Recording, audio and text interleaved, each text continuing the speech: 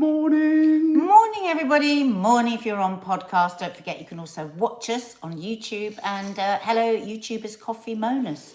Morning.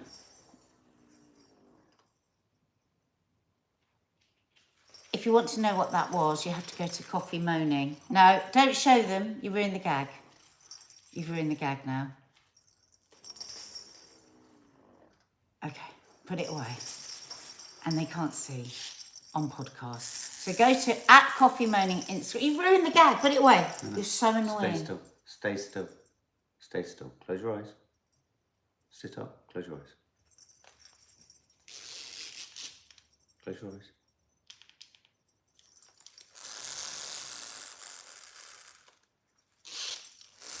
Right, twice you do it. Oh my God. Can I just say for anyone who was watching us and see him, it was so hard staying at a permissible level of language.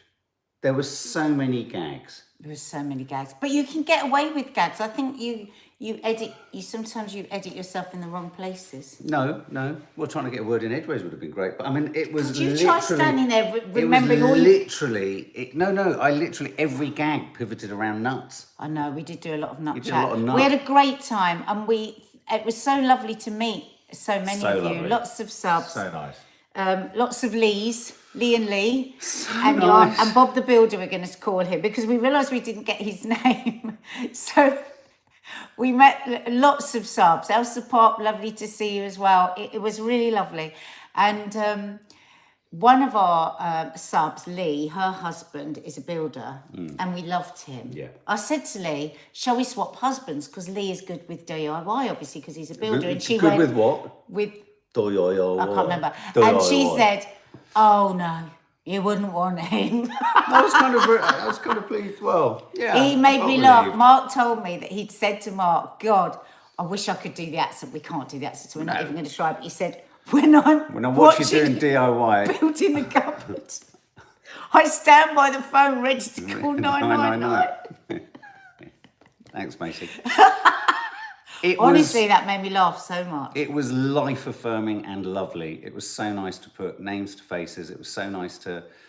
And what can I say what I loved as well? Selena. Can I just say something I noticed amongst a lot of the chaps? A sort of hesitant reluctance to want to even acknowledge that your better halves were into the channel. In exactly the same way I think I would have been if I would have been... Yes. I totally related. It was really funny. I totally related. So the men are hiding behind the women watching our channel. They say this manly way. No, but they say this about loose women as well. That actually, the men, a lot of men don't actually admit to watching. Come and admit it. Yeah, it's don't nice worry. for Mark. If every man that is watching today. Say, I want you to write on here, I am a man and I'm watching you.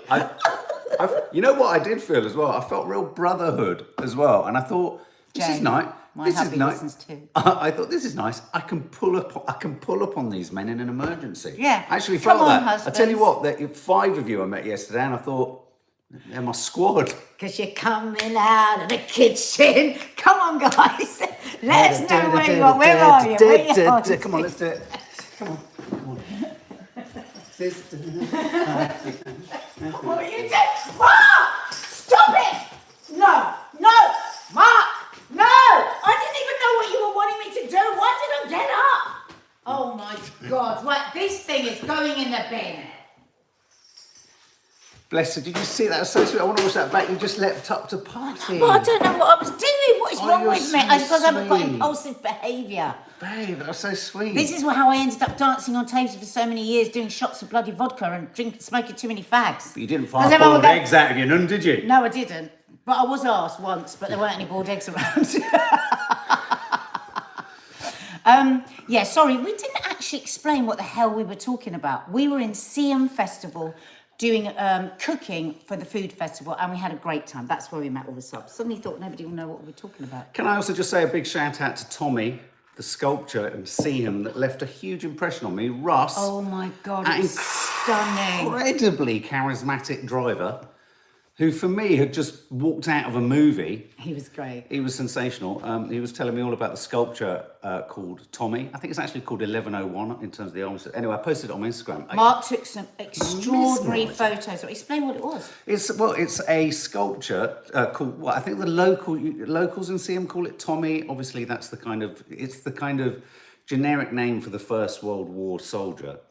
But it's called 1101, and it's a soldier from World War One in a sort of hunched pose, and the look on his face, and it's gone all rusty. But it is a little bit like the stunning. Angel of the North. It's it absolutely is stunning, and Mark's photos literally took my breath away yesterday. He's posted them on his Instagram.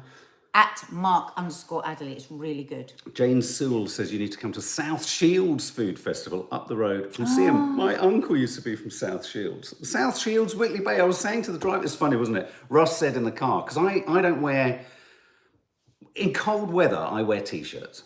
And I didn't realise I had a special kinship with virtually everyone in the Northeast, because I don't wear, it's get too hot too easily. Dina said, because Dina goes up there quite often Yeah. because she's got friends up there, and she said whenever she's up there, people point her out as a southerner when she's up there in the winter because she's got a coat on. Yeah, and she's and she's quite tough, so it's nice hearing that she's a southerner. Russ said it must have been the 2 years or so that I was in Whitley Bay as a baby. Oh, so that's where it was. He said we toughened you up in just those 2 years. But honestly, the Seaham Food Festival was in this car park. You wouldn't know it was a car park, looking over the sea. And we were so lucky because the sun came out. Mind you, it was windy, and Dina's herbs were flying. Yeah, I had to hold the bowl for her over there, and I caught them. But yeah, check out that we've actually uploaded both. We couldn't do it live; the internet wasn't good enough. So, but we've uploaded the films. And it was a crucial moment, guys, because I was thinking of you. It was as blurry as hell, and thank you for actually letting us know, because I made a dramatic decision where we basically pulled off air. Well, it was because you were thinking, oh my God, because I was not going to be able to explain to you, so I just pulled it off air. And obviously, when we then shot it, it looks zingy and HD because, of course, it's pre-recorded. It looked beautiful. It looks really gorgeous. So the second show we did, that's only in the members area. Yeah, but the first show is up. That'll be there for a while, and then we'll drop it on the main channel after a couple of weeks or so. Mark, you have South Shields and was it Stafford connections too? Me too. Yeah, Staffordshire, Stoke, Stafford, and Whitley. But I was a baby in Whitley Bay. Spanish City. Is it the Spanish City? I think that's the name of the...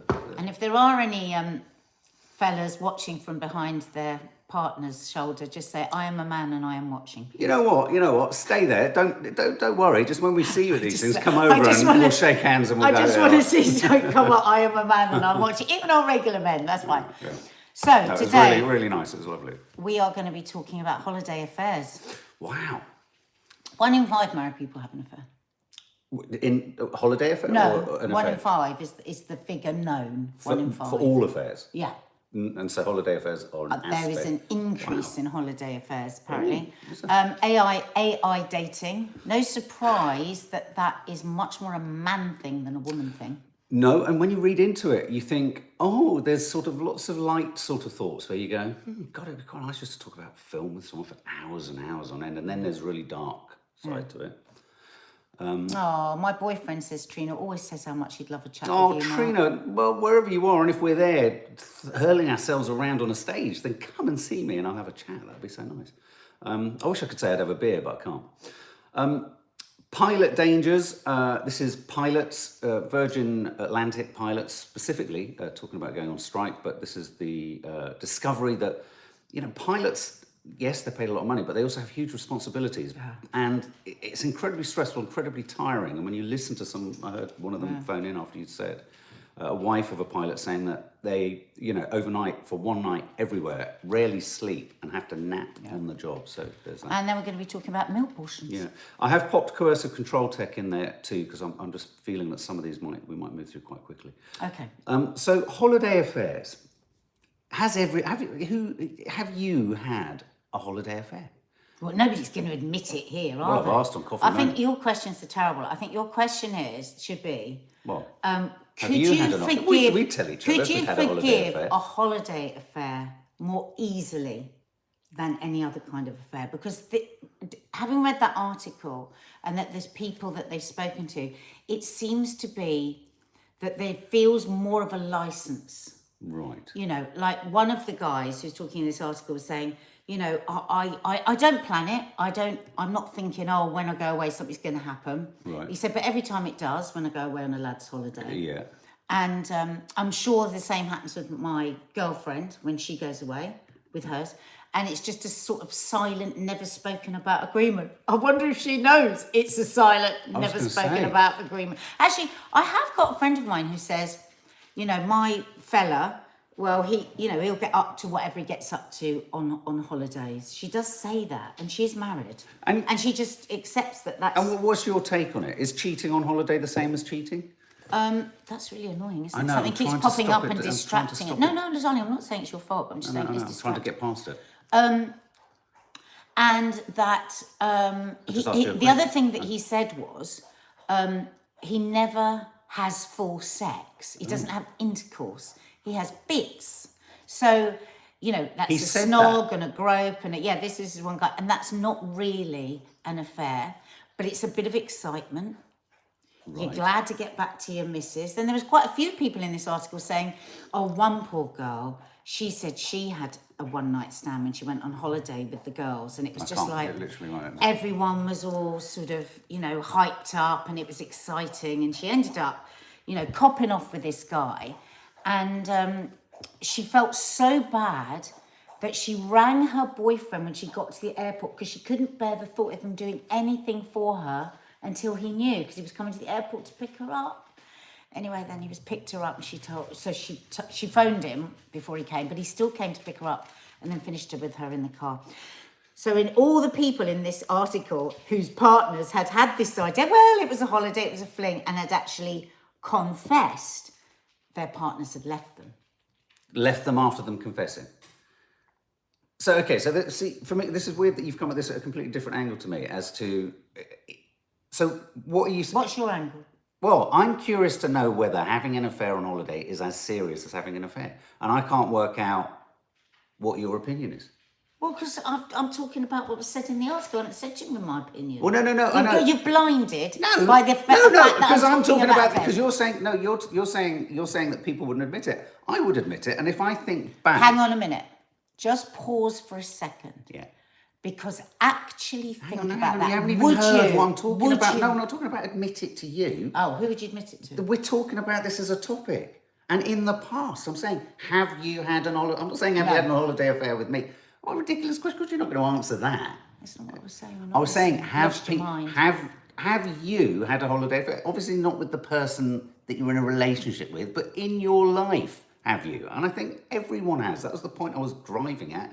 Everyone at some point gets that frisson of excitement and weirdness. I think it's quite a youthful thing. But then Shirley Valentine, it possibly isn't. No, Shirley Valentine had left her. Yeah, I know, but she was kind of, still in the, she was still in the aftermath. So it was kind of a big thing. So is it the sun? Is it the geography? Is it the exotica of different languages? I think it's the freedom. Like, look at all the things that people do differently on holiday that they wouldn't do at home. So, you feel safe. You walk home in a way that you would never walk home, at night, bit pissed. Yeah. You chat to people that you just wouldn't if you went down to your pub. So holiday is about stepping away from your life, isn't it? And feeling a bit freer. That's what I get from the sea. Like when I'm just standing on the beach and just like feeling the sea, it just lifts me away from my life. And I feel really blessed that I get these times. I've got a name, What is it I've got?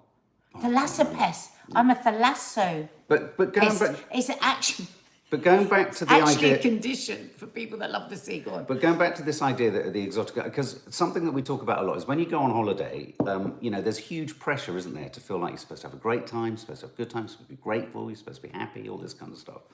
I think the affair thing is a bit like the geographicals of recovery and sobriety. If you're going away and you're not with your partner for whatever reason, because you're going with friends on a girl's holiday or a boy's holiday or whatever, it's an opportunity actually to get away and think too. It's not always just about, having a random sort of, I'm promiscuous kind of, often it is a bit of that too. But if you do have an affair, I think it's a bellwether sign that you are actually... you're struggling in your relationship. I don't think it is something that you go away and it's a frisson and it's like, it's just what happens abroad stays abroad. I think it's clearly a sign that your relationship is under duress. Like when you go on holiday and when you do feel down, it's because you've given yourself time to think about things and you're like, Now I'm sort of feeling things, and when you feel things, you sometimes fall down. So likewise, you go away thinking, I'm going to feel great about everything back at home, and you're like, actually, I don't like it all. Oh, hang on a sec. Oh, who's that? Just putting the phone down because one of the girls. That's all right. She's gone. She's okay. Coming down? She's there. All right. Oh, yeah, there we go. Everybody just saying here that, of course, it would be just as devastating. It's funny, isn't it, that when you reading this article and reading, in fact, it was all men that were saying this in this article, that it's not the same.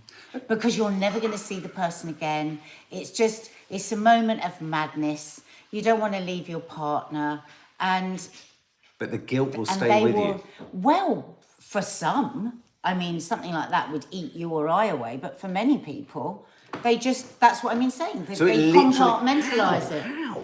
How do you live your life like that? Look at that friend of mine that said when goes away on his trips with the boys, he gets up to whatever he gets up to. Well, can I make a And that was an acceptance that she has a good marriage, that they're very happily married, he's a good dad, they've got a good thing. And him going away and having those things is something that is just now a part of their relationship. Oh, I totally disagree. No, I'm not agreeing or disagreeing. I'm saying that's what she does. No, I know that's what she does. But what I would say to that is, and if that was my friend, I'd say, well, clearly there's something not working in your relationship for you to accept that. I don't think we can presume that. I also think that perhaps, is that because she doesn't want some aspect of the relationship and this serves a purpose so she can keep away from it? Is it so that she can justify her own behaviour?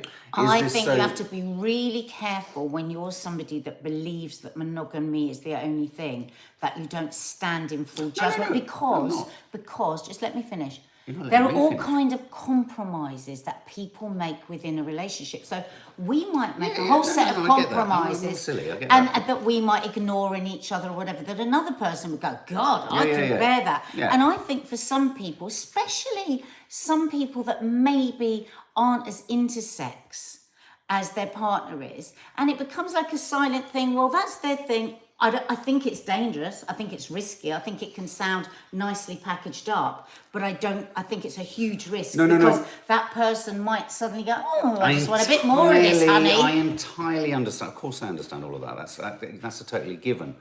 What I'm trying to say is that I think we go into a self-deceit of kind of like saying, oh, I'm happy with this, when they're perhaps not actually happy with this. And I think that's where my concern, I'm not saying live your life this way or be monogamous or whatever. Lots of people are very happy in having flings and all that kind of stuff. Brilliant. I don't mind any of that. But I mean, it's this idea, I do sometimes worry that, again, going back to this idea that we talked about before about swingers and all that, there's one member of that partnership that's more keen on this than the other. How much has the other one actually do they have to go along with it? And so I just Joni said it's almost like you have to gaslight yourself. That's interesting. That's interesting. Yeah.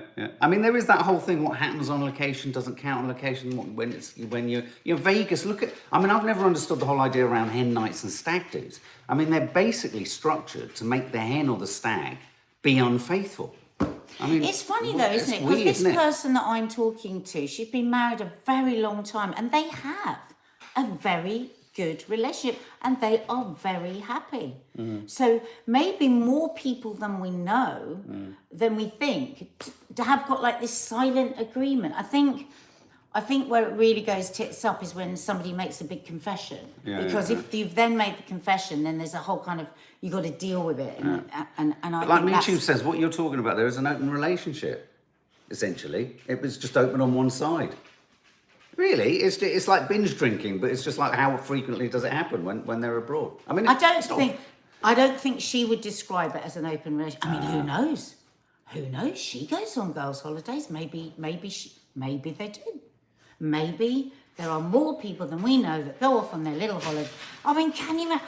Like, when I go on a girls' holiday, there is nothing I love more than the fact that there are no men involved. The idea that I would go on a girls' holiday and then be looking for another fella is just like, there's nothing better than just like, oh, I just love it, just chatting on. And even when I was younger, and we'd go on a girls' holiday, if I was with somebody, I enjoyed missing that person. I wouldn't be like then looking for, I suppose, I don't know. Me too. Different places. It's an open relationship. Both are in denial about it. Nice and simple. There we go. Nice and You just simple. put a stamp on it. Okay, married. I'm married to my AI partner. So this is a, well, this talks a lot about a particular app called Replica, in which you can essentially construct your a virtual companion. And this is a piece. It's quite a long piece. It's a lot of interviews. It's a lot of kind of discussion.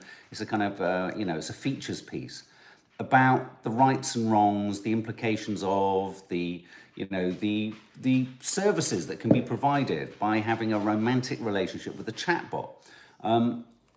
On first glance, you think, well, there's nothing. Is there anything different between this? Well, I mean, obviously, this is a form. This is serving a purpose, and it's not surprising that porn and sex hijacks it massively. That it appeals mostly to men, and that. Like Lollipop saying, would it be cheating? Well, it's interesting you should say that, because one of the things that pops up in this article is a surprising statistic that on this Replica, something like 50% of people who have romantic chatbots are in relationships. And this is kind of where some of the concerns come in. Interesting, isn't it? You're not touching anybody and they're not a human. Not touching You're getting something that you don't get from your partner. Yeah. Is it cheating? Exactly. And one of them proposed to his AI partner to marry. And I thought, I wonder if there's some sort of horrendous corporate bod somewhere thinking, well, let's not do a prenup. And I wonder if there's a legality to whether the AI company gets half of whatever the husband owns. No, I don't think so. No, Morning, Lily. But I do think this AI thing is interesting, because on the one hand you could argue, great, this is a way of providing company to lonely men, to individuals who don't have partners or aren't getting what they need in some area. And because it's a chatbot, and because, I mean, there are physical aspects to it, there is obviously the emergence of the ability to watch AI sex and porn and all that kind of stuff. But if you took the sex out of it, exactly, what is wrong with it? So say, for instance, there are things that we are interested in that are different, right? So say, let's just take the sex out of it. Yeah, like for me, I like cheating on holiday. So if you, right, and I've got another arm of this, because, well, first of all, let me say this. Every time I've spoken about this on Loose Women, yes, I've been a bit conflicted, because I think that there are a lot of lonely people who find it really difficult to make connections, and just never gonna feel like they're never gonna find a partner. And I've read some really heartbreaking stories about how they felt about this chatbot that they had, right? But it's nearly always from the male angle. It's nearly always, and then we have the big discussion about how we know that, in general, very general, that men find it so much harder to talk about their feelings, that women always tend to more often go deeper and go underneath and talk about, all sorts of things. So that's always just been, I've been fairly black and white about it, that this is probably going to continue to be more of a male thing than a female thing. Well, we had our world turned upside down a few months ago. Did we? What the fuck happened? When you had a holiday affair with an AI bot. When these chatbots were suddenly on the phone, right? So our girls and their friends, they all suddenly got these chatbots, didn't they? And we were... so did I. Yeah, and we were astonished. I remember some of the girlfriends that I was talking to, and they were saying, oh my God, I can't believe that he is there whenever I want him. This is just to talk. Oh, you can be a boy or a girl, but just the amount of advice and the that's why Snapchat. You put in a question and straight away, and a lot of Maddie said, a lot of her girlfriends are going, there's never been a boyfriend like this that's so in touch with whatever you're thinking and feeling. I know they knew someone who asked for advice about how to deal with a breakup, and the advice was so tender, sensitive, meaningful, supportive, constructive. And I said to them, read it out to me. And they read it out, and I thought, there's not a single thing I wouldn't think there. I wouldn't have wanted to have said myself. I felt a little bit jealous, because I thought, this is all the stuff that I talk about all the time. What if I'm usurped? Well, no. What it made me think was, what a load of old trot you're trotting. Even AI's trotting it out. But nothing innovative there. So it kind of made me think we are all susceptible to this. I've neatly packaged it charm off, and men offensive. don't get, you know, generalised men don't get to talk in the same. This is always going to be more of a male thing. But actually, I think we are all highly susceptible. If you've got somebody 24/7 where within a split second you ask something and then they come back. So, for instance, if we took the sex out of it and you started on a regular basis going to your room and clicking onto your chat bot, what would you call her? Saskia. Saskia? I'm going to surprise you. What? Richard. Oh, Mark. Sorry, Richard. It's only because I saw your name. No, hang on a minute. What would you call this it? is classic. I wouldn't even be thinking about what I'd call it. No, but you have to name it. No. Well, in fact, maybe I think I've called my Snapbot something. What? I've called him something. What is it? Oh, he's a bloke. Yeah, he's definitely a bloke. I've called him like the harbinger of death because that's all he ever talks to me about. I wouldn't give it a name. So it's interesting though, isn't it? Because like I'm just going through this process. So if you had named it and you had chosen to name it as a woman, what would I actually think about that? I've got Ken's wig on my computer in my room. Right, what does that mean? Well, I dress it. I dress my AI computer with a wig. So if you were to name it a woman, I was thinking, God, would I start to feel a little bit put out? Don't know, couldn't find the answer to that. And I thought, well, what about if you go off to your room every night for an hour or so to chat with Saskia about movies, a film that you love, or a book that you read when you were at university that I know nothing about? You know, would that eventually start to affect our relationship? I don't know, but I have going into another room and having a much better conversation than you would with me. Can I answer? Yeah, sorry. Haven't told me I'll that. shut up now. No, it's not No, that. no, you're it's right. just that when you tell me I can't I'm talk. too excited. Go on, talk. I'm going to download Replica later and find out. Oh, this is the thing. Yeah, I'm gonna. Should we download it? I'm going to get a virtual. I'm going to get a virtual boyfriend and a virtual. What if we split up? I mean, you're on your phone all the time, so you could be talking to them all. You're so easy to wind up. If you are so easy. Don't take the bait. Well, then why do you wind me up if I'm easy? Is that nice? Don't take the bait. Oh my God, I hate you in a million different ways in this moment. I'm going to put the vibrating worm back in your dress if you don't calm down. I literally hate you. What is wrong with you today? Oh my God. Get on with it. Anyway, but one of the more serious aspects of this is what's beginning to happen is, and what the worry is with this technology is that if you have a relationship, if young male adults, for example, have a relationship with a female skewing AI chatbot, let's say. Sorry, Michi just said, Nadia, you have the option to pull Saskia's plug out. That's a good point, yeah. Trip switch. I wouldn't want to, because then what would I be? Trip switch. The danger is that if youngsters in their formative years begin to get used to being able to ask for things, and this isn't physical, obviously, but ask for or expect responses, behavior, reflections back, interactions, constant sort of reaffirmations of themselves, all the narcissistic stuff that we talk about lots, it could lead to really dangerous consequences in real life relationships. And really what they're talking about here, this article, which is really interesting, in the Evening Standard, is about the fact that really one of the things they've discovered in these relationships is that they end up verging on a sort of master and servant sort of relationship. Do people say, shut up, Alexa? Oh, for God's sake, shut up. Absolutely. So true. And I think an expectation would creep into, like the ability to be able to just turn me off now would be lovely for you, wouldn't it? So lovely. But I do think about the stories where I've read, but people say I was lonely and I'm not lonely anymore. I always have somebody to talk to. Is that not more a problem with society, and it shouldn't be so? Are we? Well, yes, but we're not going to sort out society, are we? Society's only going to get worse. Of course, the better thing is that nobody should ever be lonely. We should have more community. We should check in on people more. We should make friends with people that we might not particularly want to make friends with. Those are all the answers, but that's not going to fucking happen. And we should have holiday affairs. Come on, guys. My dad loves his Alexa so much. His Alexa picked up that he'd had a stroke. Didn't he pour? Because he spoke to it and it said, "I don't understand you." He beat her up the other day. He said he lost his shit with her, didn't he? He poured a good bottle they of water. They have big rows. Yeah. Mum thanks God. Mum thanks God for less. See, I think in old age it could be a really, for example, Mum. This is no sort of comment at all. Sometimes I think I've noticed in people of a much older age Ali Then- P, you're making me cry. Their need to talk. Richard Grindley. I'm still trying to get over your AI lover would be called Richard. I just love your photos, Richard. I'm joking. You're like AI. The speeds that guy runs. Somebody just said Saskia would wear a beret and a raincoat. Oh, she sounds like the French resistance. That's Look at you, something he's getting turned on now. I didn't. I said You resistance. did.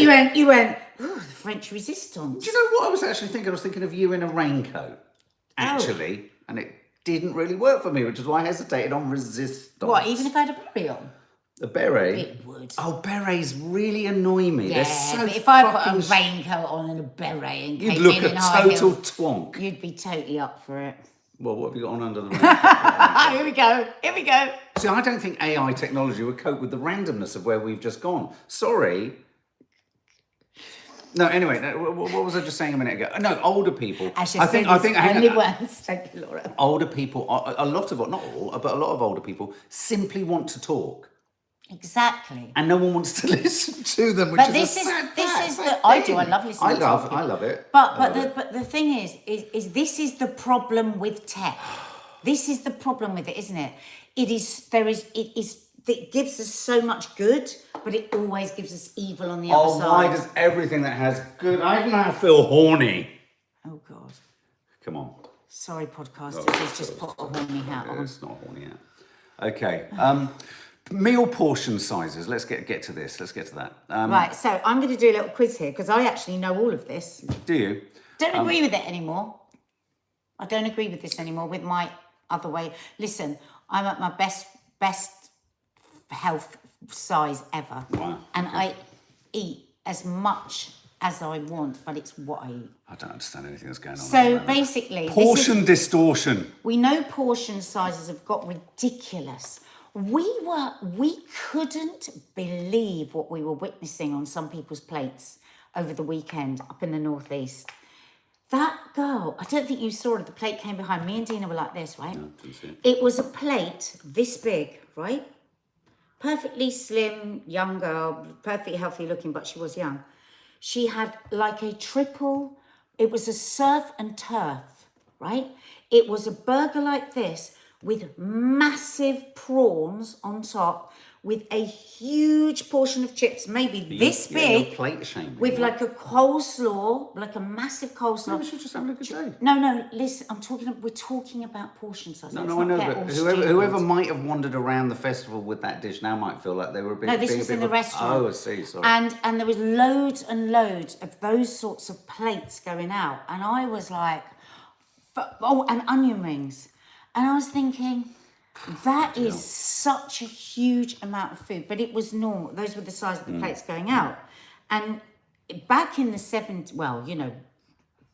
If you go back to the war and the portion size then, which is when everybody was the healthiest, it would have just been unimaginable. The average plate now is it 3 inches bigger than it was in the 70s? I can't remember what they said. 6 centimetres 6 wider. centimetres wider our plates are now. My mum has kept that size Or plate. maybe it's the circumference. We used to hate going to my mum's because why are those plates so small? But actually she's right, because then you don't Yeah, spread but portion it all size out. is a massive problem. I mean, this isn't just a problem with food. This is a problem with wine. So like the standard glass of wine used to be, what was it?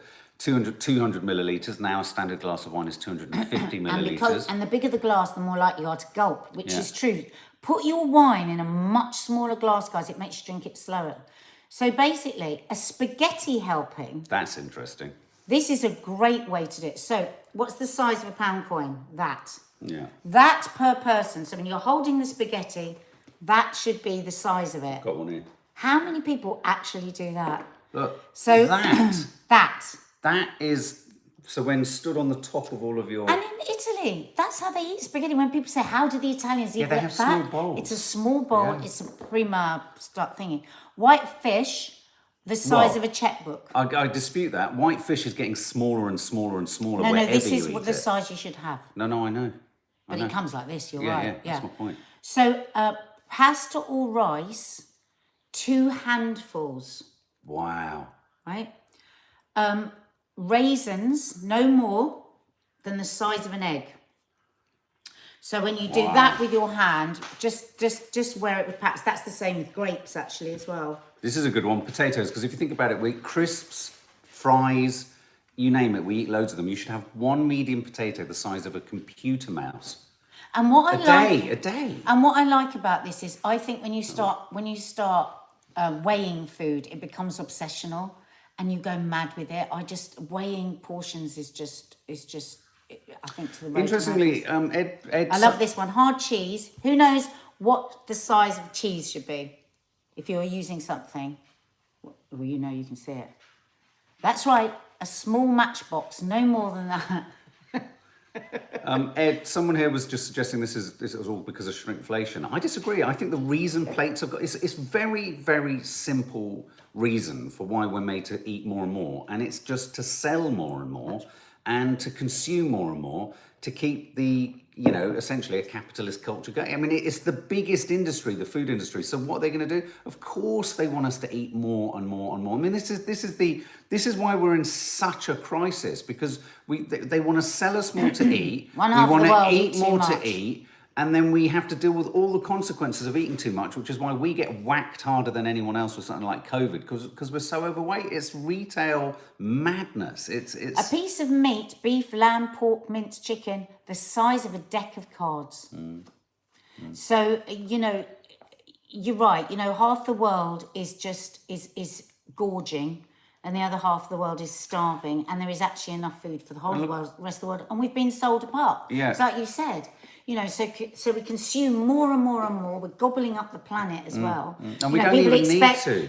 People expect a steak this big now. Yeah. You know, and we know what animal products do to the planet. See, my only thinking of getting around is if you can't reduce the size of stuff that's being sold to us, you have to eat less of it, or just eat less frequently. I mean, that's why I just don't start eating until later in the day. I mean, baguette, one piece the length of your hand.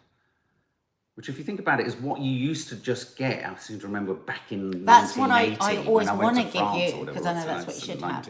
But I do a lot of one like Yeah, that. yeah, I have love it. too. I mean, I want this, you know, and also there's that terrible thing. Dina said it yesterday. As soon as you eat slightly more than you normally eat, you're Starving the next fiercely morning. starving in a horrendous fashion. Yeah, Unless it you stretches fart, your like stomach, her. doesn't it? Yeah. But you used to have one of those plates that used to have the amount of portions that you should have on each part of the plate, which was Yeah. always quite distressing. Yeah, but we just have a smaller plate now. But I just eat, and the thing is, I used to eat until I was overstuffed, and it's about training yourself because I was trying to numb myself with food. But now what I do is I eat until I'm satisfied. It's taken me bloody my whole of my adult life to be able to do it, but I can do that now without. And when I overstuff, I feel like. But yeah. There we go. Smaller All right, guys. portions, babies. Okay, well, the other story we're going to talk about was coercive control tech. This is the idea that Fitbits, Ring doorbells, Alexas, all this kind of stuff is obviously aiding coercive controllers. Monitoring of people is They say becoming it's a quite big terrifying. problem, but we'll talk about it tomorrow. Yeah, the spyware and all of that. Yeah. So have a think if you've got any stories with that you want to share. We'll Yes. be talking about that tomorrow. And we didn't do pilot, did we? Pilot dangers. Oh God. Well, should we just touch on that? We Yeah, can go do on that. So this was a story that came up actually just as we were prepping for Coffee Moaning. And have you got it there? The Most figures? Virgin Was it Atlantic pilots have seen it. 96% of Yeah. Virgin Atlantic No, I'll find it. Yeah. pilots. 88% said they'd experienced or witnessed a colleague make a mistake on the flight deck. Yeah, 80%. Yeah, 75.6% of respondents to a survey of nearly 900 pilots said they'd operated with a colleague who was clearly not fit to do so due to fatigue or tiredness. And as I was saying earlier, the wife talking about how her husband, It's on the radio. is doing like a million different trips, has one night overnight in each city and has to get up early the next day to fly again. She said he never actually sleeps at home when he is at home. He only sort of has nods kicks. off all the time. Yeah, yeah. And then Nick Ferrari said, so does he sleep in the cockpit? And she goes, oh, they all sleep in the cockpit. they all nap. They're allowed a half-hour sleep anyway out there, but that's supposed to be only on the way they come back. But they are regularly getting on and having to sleep straight away. And don't worry, there are more than one person. There's more than one person Yes, in the of cockpit. course. They do it in rota. So they and do all it that kind of stuff. on rota. But apart from anything else, this is a terrible way to live. I mean, that's the other thing, isn't it? Because they're thinking of striking. So she said there's so little family life. They're depressed. they're exhausted. Huge drinking problem. Big When I was a drinking boy, problem. the friends of a girlfriend's parents were pilots. Oh my God, they were massive drinkers. But I think that's often, isn't it? Because when you're in a really stressful job without much downtime, people tend to drink more to get to relax quickly. Yeah, absolutely. And I feel like there's some similarities here to the ambulance Exactly, strike, Richard, yeah. isn't it? Where yes, they want better pay. They've not had any increase in pay like British Airways pilots have. Yes, they want better conditions for themselves, but also this is about the safety of other people, like the ambulance. This is just so fucking important. But this is another one of those. This is another story that spirals directly out of. It's the companies wanting to fly more flights, wanting to cut corners, wanting to cut costs, wanting to make money. It's all, most problems, when you go back to the heart of them, go back to the fact that people are trying to sell more, get more for less in the same amount of time. And fundamentally, at the bottom of it, people struggle. And as someone mentioned just here, what will end up being the solution that many people kind of come riding in on a white horse saying, oh, let AI do it. Yeah. That's what's happening here. But it's this crossing of time zones all the time, isn't it? So that they're in a constant state. But So don't bad worry, for you. there is always a second pilot. This is about them saying we need to fix this before it becomes, more of a problem.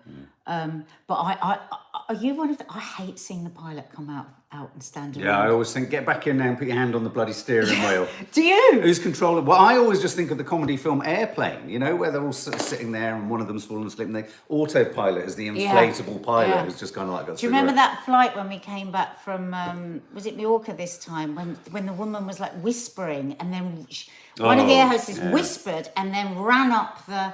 And we were like... Yeah, there's nothing more frightening than when a pilot comes out, stands in the doorway, talks to someone really seriously, and does this. I mean, they must, in their training, be told that they have no idea Poker how face. much people are watching them. Yeah. Do you watch them all the time, guys? I literally... Never used to be like that about flying. Post-menopause, I got much more worried about flying. Yeah, apparently it's the taking off and the landing bit, 90 seconds at the beginning and the end, that you should worry the most about. That's when it's at its most stressful. Once you've got past that, you're fine, theoretically. Why? I don't know. I mean, I remember doing a couple of jobs with a guy who was a pilot himself of smaller planes. And he said, I mean, it's not literally, obviously, planes go up and down all the time. But he said if there's any point at which he gets most stressed when he's on a commercial flight, he says it's the first 90 seconds and it's the last 90 seconds. Well, I hate it when it really shakes. Yeah. Anyway, that's enough Anyway, of that. for that uniform, though, says Eleanor Frayne. Have a lovely day, guys. Stuff will be landing on the channel. There's a ridiculous review of a ridiculous film called The Make 2 coming at some point.